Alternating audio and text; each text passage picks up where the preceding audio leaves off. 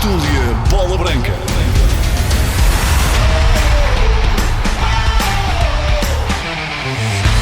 Está no ar a Tertúlia Bola Branca. Aqui estamos, depois de uma quase finalizada jornada 2 da Liga.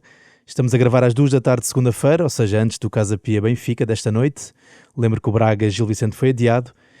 E vamos lá então falar dessa jornada com Aroca e Marítimo a levitar na primeira divisão e com Gonçalo Paciência armado em pichichi, com 3 golos já. O Futebol Clube do Porto somou mais uma vitória, já o Sporting regressou a casa, estreou-se a vencer e permitiu aos seus adeptos testemunharem mais um eclipse, mas já lá vamos. Antes vou apresentar os convidados desta tertúlia. Francisco Sousa, comentador Bola Branca. Olá, bem-vindo. Olá, Hugo. E diretamente da redação de Gaia temos o Luís Aresta, editor de desporto da Renascença. Viva, Luís. Olá, boa tarde a todos. Vamos lá meter a bola a rolar. Antes de irmos ao Alvalade, Francisco, ajuda-nos aqui. O que é que nos podes contar sobre esta Aroca de Vasco Seabra e o Marítimo de Michel van der Gaag, não é? As duas equipas que, tal como o Porto, só têm vitórias. O Aroca nem golos feridos tem também, como o Porto, aliás. Conta-nos um bocadinho só para arrancarmos com o seu dono. Tem muito mérito este arranque destas duas equipas, não é? O Marítimo, então, no regresso à Primeira Liga. Sim, muito simbólico e bastante merecido, diria, avaliando o que fizeram nestes primeiros jogos. O Aroca tem aqui um projeto de continuidade face às últimas épocas, com a manutenção do Vasco Seabra, de boa parte do plantel, e acima de tudo é também o reforço destes últimos 5, 6 anos de maior estabilidade e de um projeto claramente mais cimentado na Primeira Liga. Mesmo a nível do recrutamento, da direção desportiva, do scouting, o Aroca teve uma evolução, foi um dos clubes pioneiros, entre aspas, nesta renovada aposta nas divisões secundárias espanholas, tem ido a outros mercados, desde o mercado germânico ao neerlandês, passando também pelo uruguaio e sabendo recrutar alguns talentos no futebol nacional, mas é essencialmente por esse talento que vem lá de fora que o Aroca se destaca e com jogadores que encaixam muito bem também na filosofia ofensiva de Vasco Seabra. O Fukui continua a ser a principal peça e de resto é associado já a clubes de nível superior em termos competitivos, mas há aqui Yunju Lee, Joahá, por exemplo, são também jogadores com um virtuosismo claro e que já desde a época passada que têm sido dos principais talentos também do nosso campeonato, uma defesa muito sólida com o Sanchez, com o Fontan, os laterais também de estatuto alto e portanto há aqui de facto um híbrido entre experiência e alguma juventude que transforma o Aroca numa equipa atrativa e é uma equipa que propõe jogo, procura sair a jogar a partir de trás, tem qualidade, sabe forçar erros nos adversários, vimos isso por exemplo na primeira jornada em Guimarães e portanto eu acredito que o Aroca até se possa encaixar, dada esta estabilidade e este progresso e esta continuidade na lógica dos eventuais candidatos ao 5º, 6º lugar, ali juntamente com o Gil Vicente, com o Famalicão, quem sabe até com outras equipas extra. Já o Marítimo, apesar deste início fulgurante, tem como objetivo prioritário a manutenção. Mantém as bases também face à equipa que veio da segunda Liga e que de resto conseguiu uma subida com uma época absolutamente soberba, trocou o treinador, mas parece-me que o Van der Gaag vem já um bocadinho na mesma lógica do que havia anteriormente com o Miguel Moita, um aproveitamento do talento que existe naquele plantel, com o Terron, com o Simo, o Rodrigo Andrade também a destacar-se como talvez a grande revelação destes primeiros jogos da época e com alguns reforços recortados, digamos assim, em mercados mais alternativos, mas que me parece que também podem vir a acrescentar mais à frente, uma defesa sólida. Acho sinceramente que o Marítimo é candidato, acima de tudo, a lutar pela manutenção, mas esta primeira impressão nos jogos com Casa Pia e com Famalicão foi interessante. Lembro que o Marítimo não arrancava o campeonato com 2 vitórias em 2 jogos. Foi em 2007-2008, ganhou a Casa Pia por 1-0 e depois ao Famalicão por 2-1. Na altura ficaram em 5º lugar, quando o verão chegou. Bom, saltemos então para Alvalade. Luís, antes de convocar a bolinha mais bela, não é? Deixa-me perguntar como é que estás a ver esta história do outro Luís Soares, e a gestão da mesma, não é? Convém lembrar que no verão o avançado já tinha sido uma espécie de bandeira eleitoral de um candidato do Fenerbahçe. Como é que estás a ver isto tudo? E se pode ou não ser um problema para o Sporting ao longo do tempo? Já está a ser um problema para o Sporting, do meu ponto de vista, porque de facto faz falta à equipa e percebe-se que o jogador não está ao seu nível e a equipa sente-se disso. Vamos lá ver. É verdade que na primeira parte do jogo de Alvalade o Sporting deu uma excelente resposta, e depois, com Soares em campo, verdadeiramente ele não fez a diferença. E, portanto, de facto, não é fácil ver o que é que está a passar com Luís Soares. Este tipo de novelas, o sai-não sai, os rumores do Barcelona, que aparentemente foram desmentidos, quer dizer, tudo isso cria aqui um contexto de instabilidade que não favorece nem o jogador, nem o Sporting. E tudo isto é estranho, porque assim, é um jogador que foi querido pelo treinador época passada, foi querido pelos adeptos, o melhor marcador da Liga Portuguesa, um jogador absolutamente distintivo na primeira temporada no Sporting, e começa a segunda época com um conjunto de problemas e de pontos de interrogação que ninguém adivinharia, sinceramente, ninguém adivinharia, depois de ter sido determinante como foi na época passada. Não sei se isto são os tempos do futebol que estamos a viver, e já lá vamos ao caso de Editos no Benfica, em que as relações contratuais têm um valor quase que insignificante, menos significativo ainda o valor emocional da ligação dos jogadores aos clubes que os contratam, e este caso de Soares parece-me evidente. Como é que é possível que um jogador que deu o que deu na época passada, que foi acarinhado como foi na época passada, não esteja com a cabeça no Sporting nesta altura? Parece-me, de facto, tudo isto muito estranho, e acredito que o Rui Borges está com dificuldade em lidar com este problema, e que lhe cria efetivamente problemas de balneário. É visível que eles estão aí e, portanto, uma solução tem que ser encontrada. Não sei se a solução vai chegar no fim do mês. Se chegar com o fim do mês, que seja assim, porque o Sporting precisa de Luís Soares, ou então tem que definitivamente abdicar dele e procurar, obviamente, soluções dentro ou fora daquilo que existe nesta altura. Aqui prende-se a velhinha questão, não é? O mercado está aberto enquanto a competição já decorre, e é sempre dramático para os clubes e para os treinadores, imagino. Mas essa é uma realidade, se me permite, é uma realidade, né? Exatamente, não é nova, e portanto com a qual os treinadores e os dirigentes e os jogadores têm que saber conviver.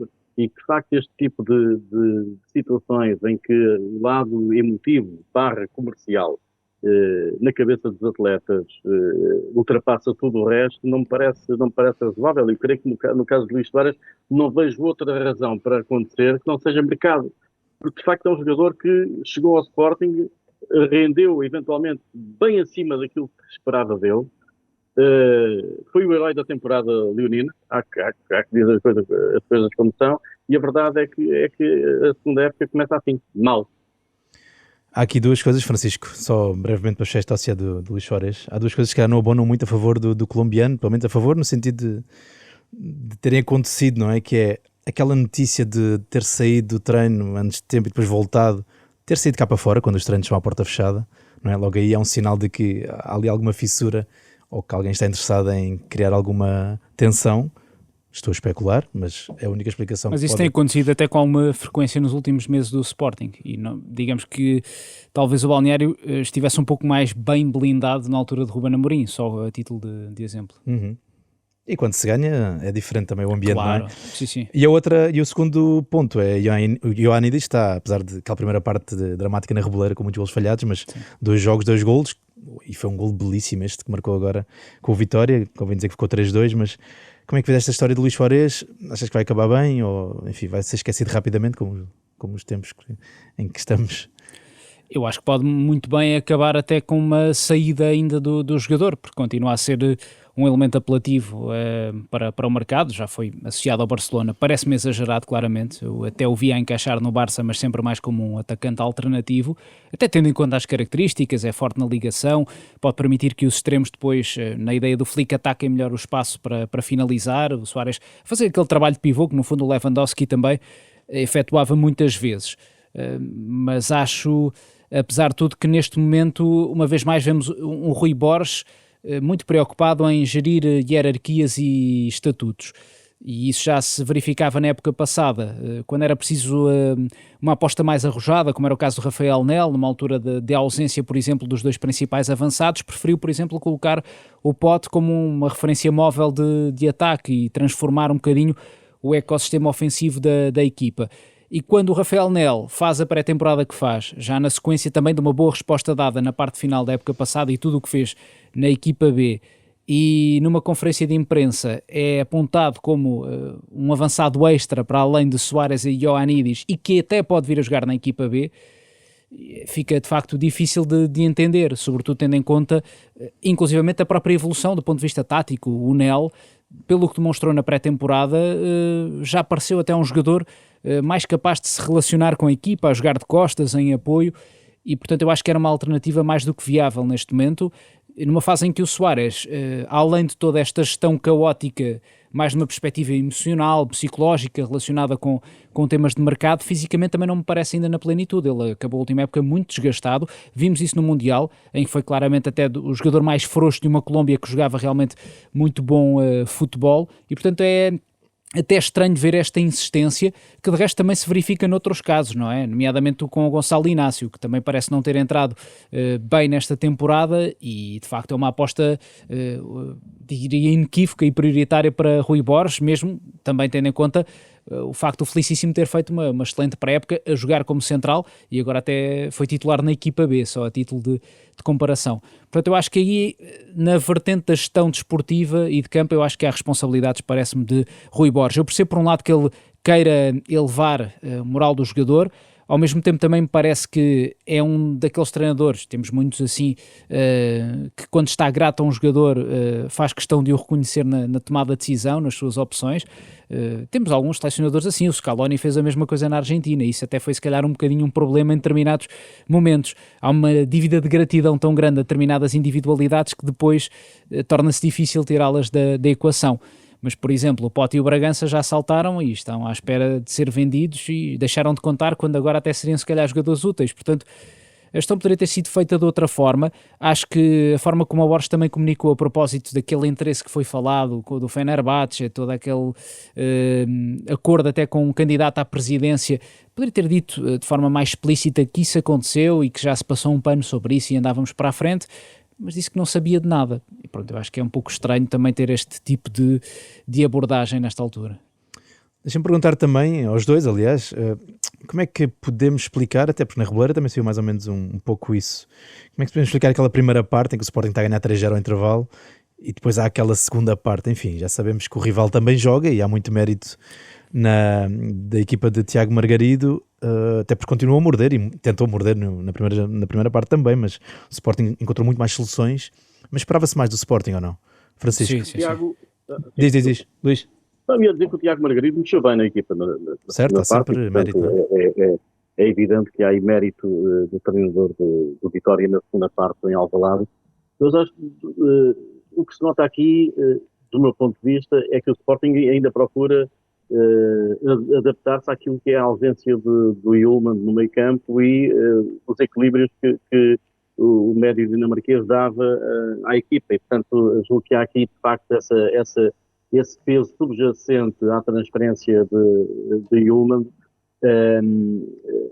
Yulman era um jogador preponderante, sobretudo nas ações defensivas, a forma impetuosa como assumia a fase de recuperação de bola e de reorganização da equipa na projeção ofensiva, era de facto determinante no Sporting, e nota-se um bocadinho isso. E eu acho que nestes momentos em que a equipa se sente mais pressionada, se sente mais o adversário com capacidade de chegar à sua área, é aí que falta uma voz de comando, uma voz que coloque ordem no 11, que incentive os colegas, que seja a voz do treinador lá dentro e que organize a equipa. E eu acho que nesse contexto isto se explica um bocadinho por aí. Depois é o lado emocional, de facto, quando as coisas começam a correr mal, quando vês o adversário vir para cima de ti, quando começas a não conseguir sair com bola e a perder e a cometer sucessivos maus passes, vês o adversário a aproximar-se da área, tudo começa a tremer. E o futebol é um bocadinho isto, e portanto, de facto, a ausência de um grande patrão neste Sporting, que não tem nesta altura, eu acho que não tem esse patrão, era Yulman e não tem nesta altura, nota-se e tem impacto naquilo que foi a segunda parte do Sporting. É muito por aí. Francisco, este convite também falaste um bocadinho sobre este apagão, vamos chamar assim. Achas que tem a ver só com isto, liderança, porque tem falado muito de facto, ou também com a mudança do perfil do jogador que foi encontrado para o meio campo ou por outras zonas, que é prefere acelerar mais do que se calhar controlar o jogo. Achas que tem alguma coisa a ver com isso? É tudo? Acho que Há aqui sim. um bolo. Sim, há vários fatores, mas esse parece-me fundamental.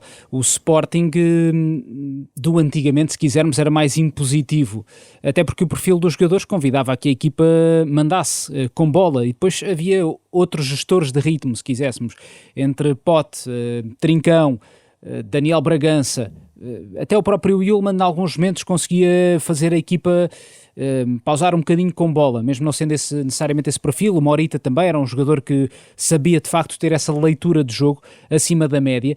E agora a equipa parece claramente projetada mais para a vertigem, para a aceleração, para o momento da pressão em zona alta, e acho que o Sporting vai sem dúvida ganhar armas, e vimos nestes dois jogos, de resto, e em particular na primeira parte agora frente ao Vitória, e depois também com capacidade para atacar espaços, para desenvolver ataques mais verticais, saídas mais rápidas, aproveitando o adversário desposicionado. Mas depois falta este lado de controlo. Eu acho que é importante encontrar um equilíbrio. Se é certo, e já se reconhecia essa necessidade do Sporting ganhar mais arcabouço para ir roubar a bola à frente e ganhar duelos, também necessita deste lado de gestão mais sábia com bola, saber pausar o jogo em determinados momentos, não deixar que a partida possa ficar quebrada, porque isto depois pode ter um reverso da medalha, que foi o que se viu nesta segunda parte frente ao Vitória. Um Sporting sem os contramovimentos devidos, sem a capacidade dos jogadores se oferecerem no espaço para darem uma solução, uma linha de passe, muito pouca continuidade, um Sporting com mais passes falhados, com menos soluções também criativas, e isto acaba também a expor jogadores como o Doumbia, como o Salazar, que são mais de ataque ao espaço, mais de aceleração, de condução, de ruptura para zonas de finalização, do que propriamente o jogador que mete a bola debaixo do pé, um bocadinho pequeno naquele paralelismo com as equipas do De Zerbi, pausa, espera, atrai e depois sim bate essa pressão e vai fazendo um jogo, digamos, num registro mais ponderado, mais calmo, e depois também sabendo na mesma continuar a desbravar esses caminhos, esses espaços para bater o adversário. O sintoma ou neste caso o sinal dos 0 remates na segunda parte com a Vitória é preocupante, mas o pior está antes. Foi de facto a incapacidade que a equipa demonstrou nas primeiras fases de construção e particularmente em zonas de criação para superar o Vitória. E depois o Sporting, claro, ficou muito mais exposto também. Ao perder a bola mais facilmente, permitiu que o Vitória conseguisse combinar mais, e foi um Vitória também mais predisposto a arriscar em termos ofensivos, conseguiu chegar a 2 golos e deixar ali sempre uma sensação de que a qualquer momento poderia conseguir o empate. E já frente ao Estrela foi um bocadinho a mesma dinâmica, esta dificuldade do Sporting para saber pausar nos momentos certos. O Flávio neste momento é o único jogador capaz de dar ali alguma continuidade mais por dentro. E o Doumbia parece-me sempre um jogador mais para os últimos 30 metros do que propriamente para conseguir jogar sob pressão, de costas, sair da pressão, com bola, no corredor central.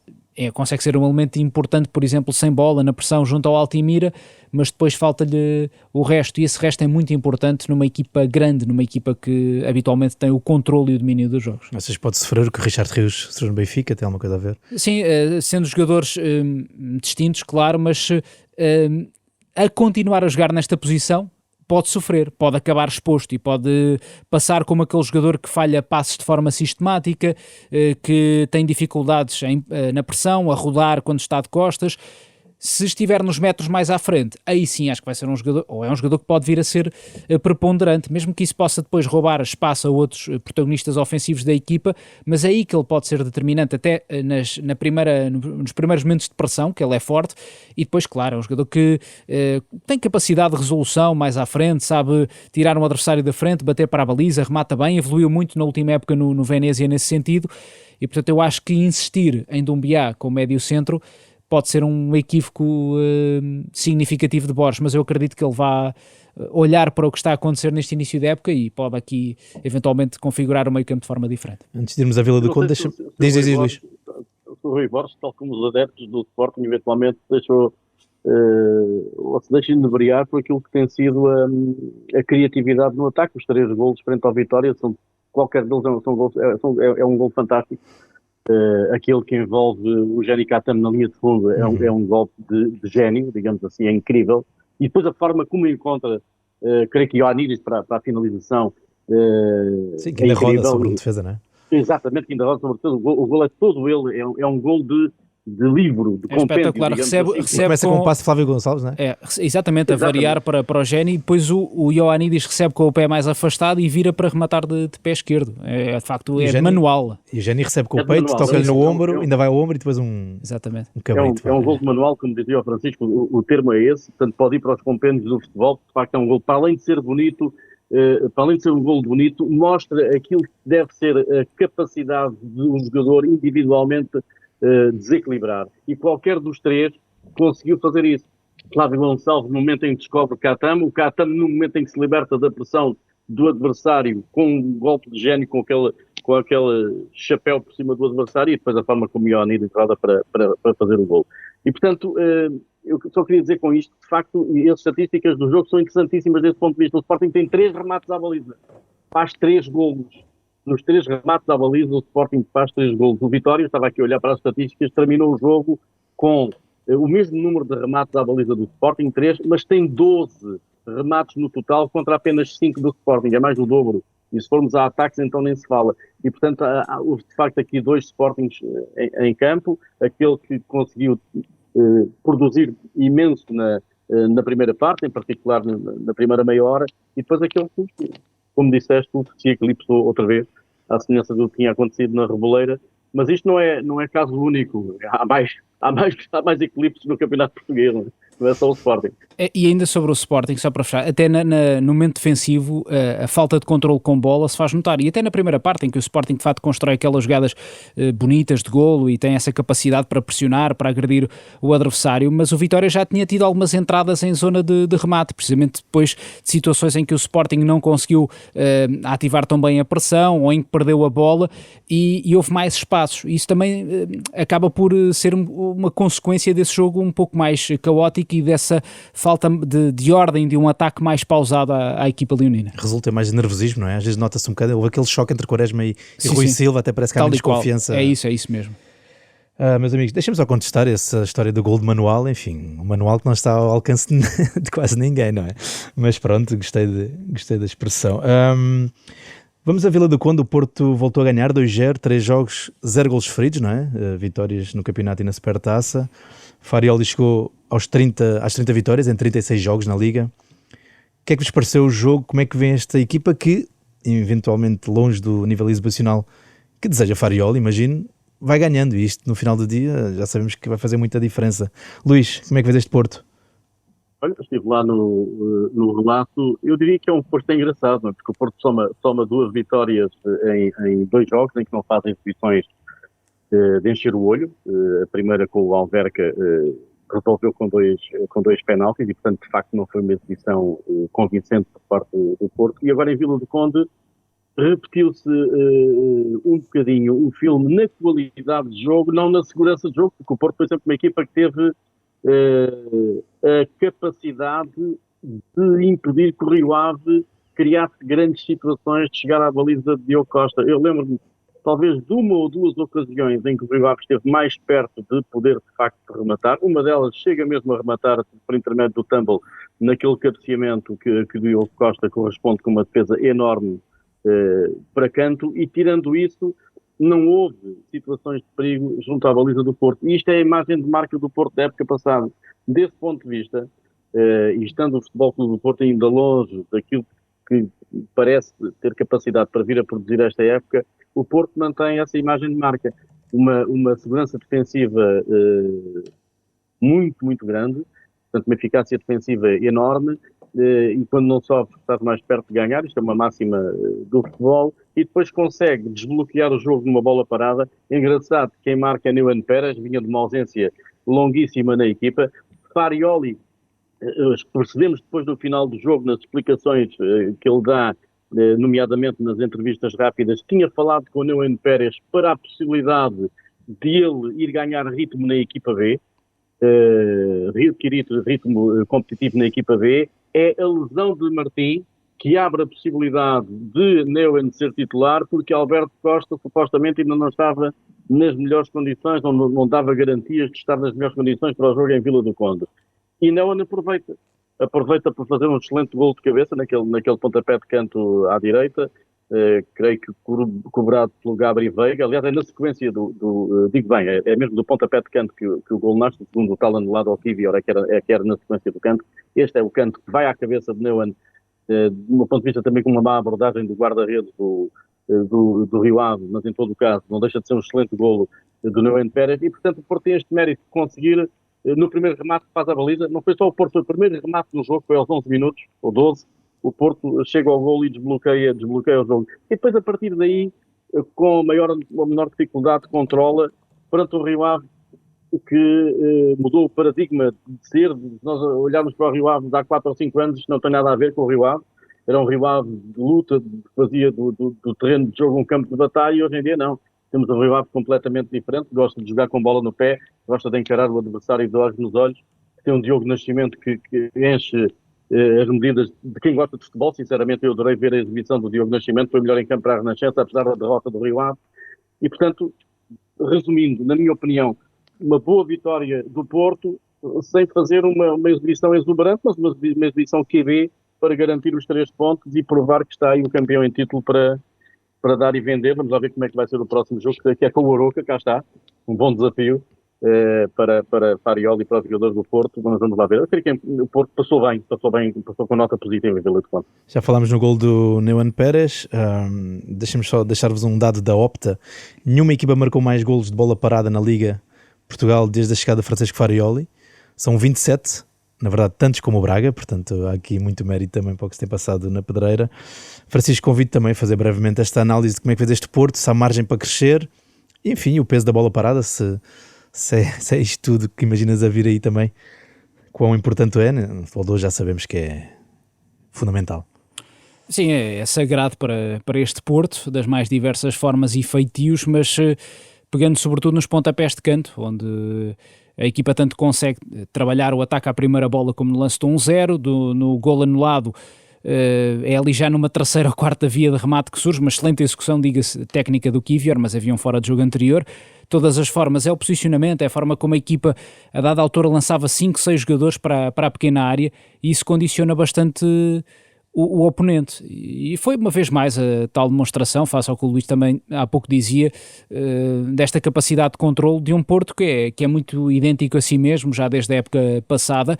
A grande diferença face ao jogo frente ao Alverca é que o Alverca foi uma equipa que, em termos da sua organização ofensiva, teve mais qualidade, mais critério, mais paciência com bola, portanto conseguiu também ligar jogo a partir de trás, empurrar o Porto para trás. Já sabemos que o Porto sente como também na sua organização defensiva mesmo mais baixa, e portanto aí o Diogo Costa foi obrigado a trabalhos mais forçados. O Rio Ave, por sua vez, sendo uma equipa que sabe ter bola, e destaque também o Diogo Nascimento, é de facto um gosto vê-lo de volta ao nosso campeonato. É um médio muito refinado que descobre as melhores soluções no passe, grande leitura de jogo, vai ser certamente uma das figuras, digamos, da classe média do nosso campeonato. Mas o Rio Ave e os atacantes do Rio Ave precisam de mais espaços para produzir realmente a diferença no ataque às zonas de finalização, jogadores como o Beleza, como o Diogo Bezerra. Portanto, diria que a equipa, perante um Porto que habitualmente não dá grandes hipóteses e com centrais imponentes na defesa da área e em antecipação, teve mais dificuldades. E na segunda parte, e contrariamente ao que aconteceu no jogo frente ao Alverca, em que o Diogo Costa teve uma vez mais de ser protagonista, com 2 ou 3 defesas, neste jogo fez apenas uma, mas fica sempre a defesa da praxe. Só que o Porto de facto controlou melhor após o intervalo, acho que foi a nota de diferença, portanto é uma vitória mais destacada nesse sentido, buscando depois também ligações a partir de trás com o Kivior em destaque no passe, tentando ativar os extremos, ora o William, ora o PP, e perguntavas-me a necessidade de evolução desta equipa, por onde é que pode melhorar. Está a resposta dada com a entrada do Mbomwang. Acho que é muito por aí, é o tal jogador diferente, se olharmos para o plantel do Porto, pela forma como consegue gerir os ritmos, envolver-se com os colegas, quer na primeira fase, ou neste caso na segunda fase de construção, quer mais à frente. A assistência foi uma maravilha para o É espetacular, exatamente, porque é super intuitiva. Ele está basicamente, não está a olhar para o colega, mas sabe que ele está lá e deixa-lhe o passe de lado, ali um toque com a parte exterior do pé quando está de costas para o Borja. E é notável, mas não é estranho atendendo ao que já conhecíamos dele na seleção sul-coreana, no Feyenoord, entre outras experiências de clubes. É este jogador com uma grande capacidade técnica, com uma grande intuição, capacidade para jogar com os 2 pés inclusivamente, e portanto é um perfil do jogador, juntando o Piatkowski, que ainda não está em pleno, e com um extremo que eu acho que podia vir também para o lado direito, um jogador diferente, mais próximo da linha do Piatkowski, para acrescentar alguma riqueza e solução criativa a este Porto. Já deu para perceber que o Mora não conta para a equação de Farioli, prefere outro tipo de médios interiores que façam mais movimentos de ruptura. Sendo assim, a criatividade tem de vir de algum lado, parece-me, para garantir soluções, e acho que Piatkowski, Wang e um eventual reforço para a extrema-direita, passa a expressão do ataque, possa aqui de facto, no fundo, complementar, ou neste caso, mitigar essa eventual baixa, que parece praticamente certa do Mora, para o Futebol Clube do Porto. Precisamente, e acabar aí. Permite-me só dizer, ou permite-me só deixar aqui uma nota, que isto às vezes escapa a quem está a seguir as transmissões, seja pela rádio, seja pela televisão, e já depois da nossa emissão terminada em Vila do Conde, não deixa de ser interessante a empatia que já existe entre Aubameyang, Wang e os adeptos do Porto. Ele vai até à bancada a pedido dos adeptos, vai ter com os adeptos do Porto, pessoalmente, individualmente, destaca-se do resto do grupo, vai ter com os adeptos do Porto e tirar mais os autógrafos e umas fotos e tal, porque os adeptos já perceberam que tem ali alguém que, para além do lado, tem um lado emotivo, por incrível que pareça, tem um lado emotivo muito, muito Porto, muito próximo dos adeptos e, portanto, já ganhou já essa simpatia da massa adepta do Porto, para um jogador que chegou agora há poucos dias, digamos assim, não deixa de ser fantástico. Disse as coisas certas quando chegou, não foi?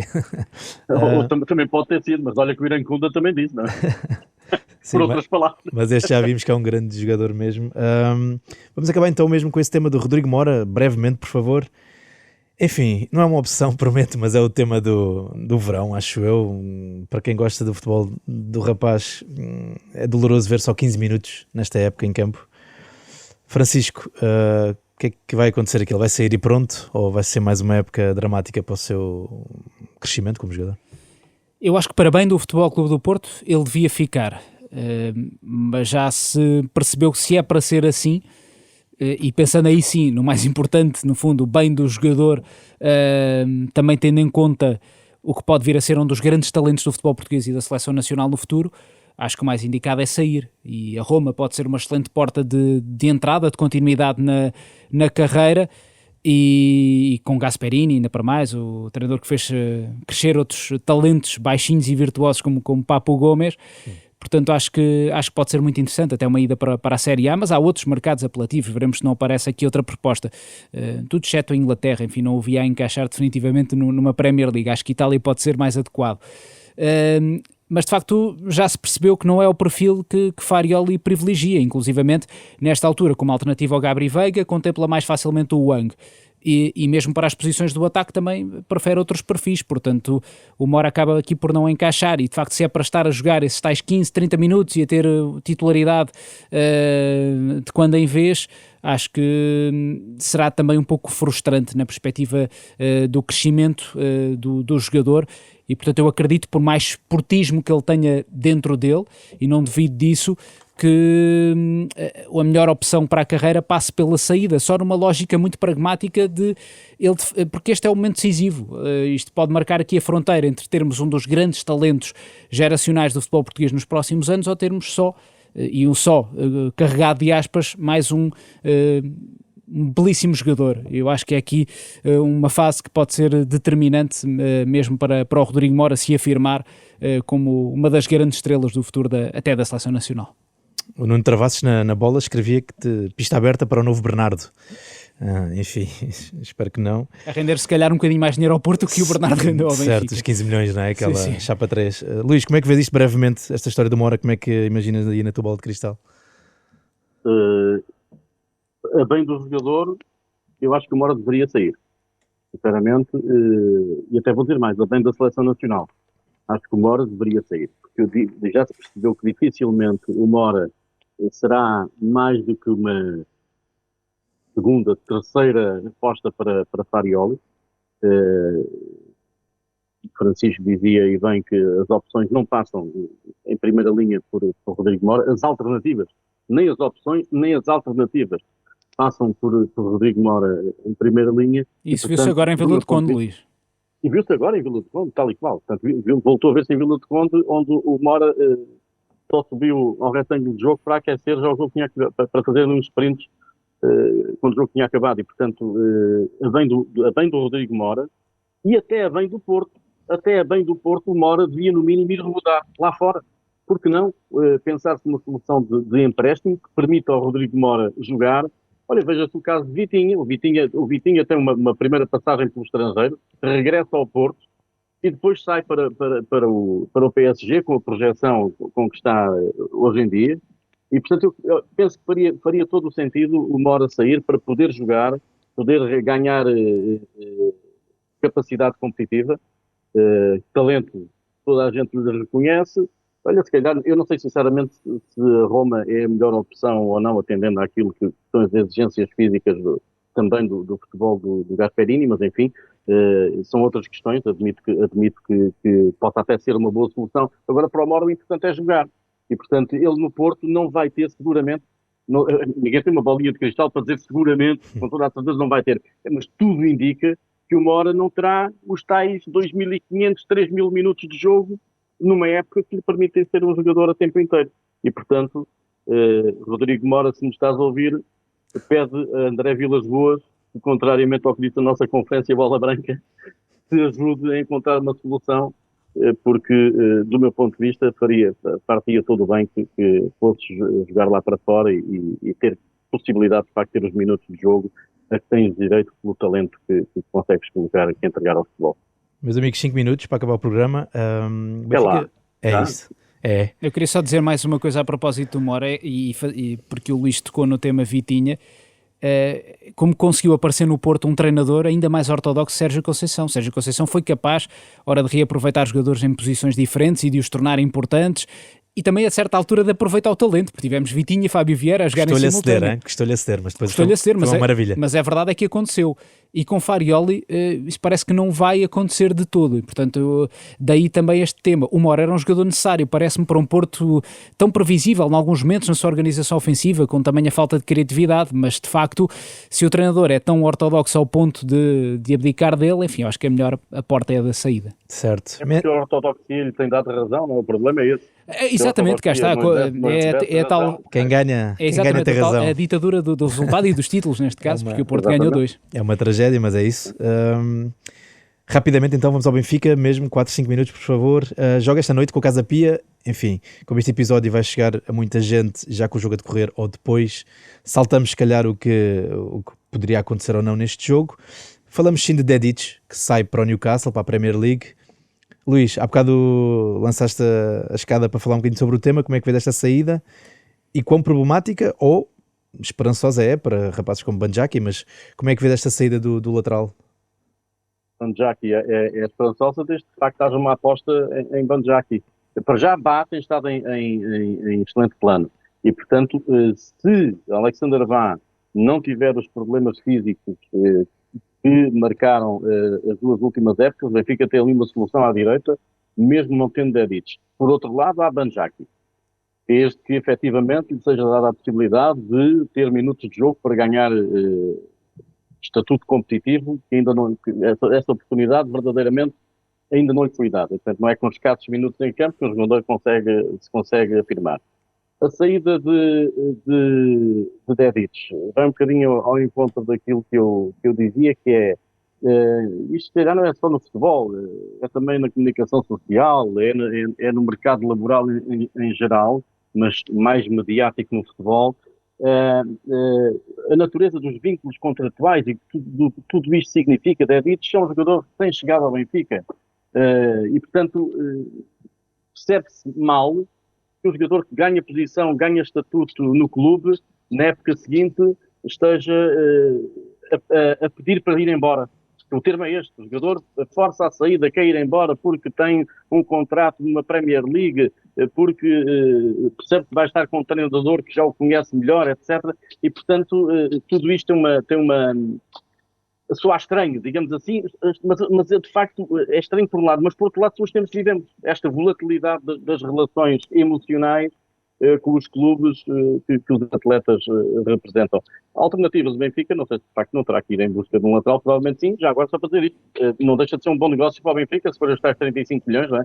não deixa de ser um bom negócio para o Benfica. Ele tinha custado bem menos, 15, se não estou em erro, a vida memória, o que terá sido por aí, no máximo. Ou menos, o Benfica vai buscar aqui 10 ou 15 milhões, o Benfica vai buscar aqui 20 milhões de euros, numa época, digamos assim. Portanto, desse ponto de vista, é uma excelente valorização, e atendendo até ao que foi o rendimento de Dedić. Não foi um rendimento superlativo, foi um bom rendimento, mas é uma boa venda para Rui Costa. Lá está, isso às tantas lembra-me, desculpa Francisco, só para enquadrar aqui, lembra-me aquela conferência de imprensa preocupante de Mourinho, quando quase confessou que no Benfica estava à frente do negócio em vez do rendimento. Enfim, nesta altura fala-se da saída de Barrenetxea, Trubin até. Se queres ir aí rapidamente, como é que fez este sururu? Este zunzum na baliza, se era esperado ou não. Foi assim um bocado surpreendente. Chegou-se a falar, ou seja, já nos últimos meses, que podia haver uma preferência do Marco Silva pelo Samu. Parece-me que o Benfica está aqui a tentar, não são sedentários, até têm sido jogadores importantes de alguma forma neste início da época, nomeadamente o Barrenetxea, mas o Benfica está a tentar não vender as joias da coroa, no fundo. Marco Silva foi, e há de ter sido certamente, impiedoso com a direção. Pavlidis, Sheldrup tem de ficar, o Benfica tem que fazer o esforço. Já saiu o António Silva por uma quantia considerável, agora o Dedić, e esse parece-me um bom negócio, e concordo com o Luís. De facto, o Dedić não apresentou assim tanto do ponto de vista da evolução competitiva, embora para mim seja um excelente lateral, que justificasse uma não venda por estes valores. Parece-me um ótimo negócio em perspectiva para o Benfica, ainda para mais tendo já o Banjaki de backup e como a solução que parece credível para o futuro como titular. Parece-me que continua a faltar um lateral para o lado esquerdo, um central, eventualmente Palhinha, portanto aqui com outras posições para colmatar. Estas vendas, a de António Silva, a Dedić e eventualmente mais uma ou outra, podem ser muito importantes nesse reforço extra e prioritário na perspectiva de Marco Silva, que falta ao plantel do Benfica. Muito bem, meus amigos. Palhinha, já agora? Bora, Areste. Palhinha não deixa de ser... Remate fora da área, bora. Muito rápido. Não deixa de ser um tema presente. Eu também gostava de partilhar algumas ideias com o Francisco Sousa sobre isto, que é que Palhinha pode ou não pode trazer de novo ao futebol do Benfica, sendo que é um jogador já com 31 anos. Do ponto de vista de investimento para venda, não parece que seja. Se o encargo salarial for relativamente pequeno, enfim, acredito que do ponto de vista desportivo possa ser uma mais-valia. Se for um salário acima da média, um dos mais bem pagos do plantel, como perspectiva que possa vir a ser, sinceramente tenho muitas dúvidas que sejam um bom negócio para o Benfica. Praticamente não tenho nada a acrescentar, Luís. Acho que é isso mesmo. É para rendimento desportivo e, de facto, o Benfica tem de ter aqui alguma cautela, porque é um salário avultado em teoria, portanto, se conseguir reduzir esse salário será uma ótima aposta, até porque é o médio que encaixa na preferência do Marco Silva. Muito bem, senhores, agora é que é. Tertúlia Bola Branca fica por aqui. Os cuidados técnicos foram da Beatriz Garcia e da Rita Gonçalves.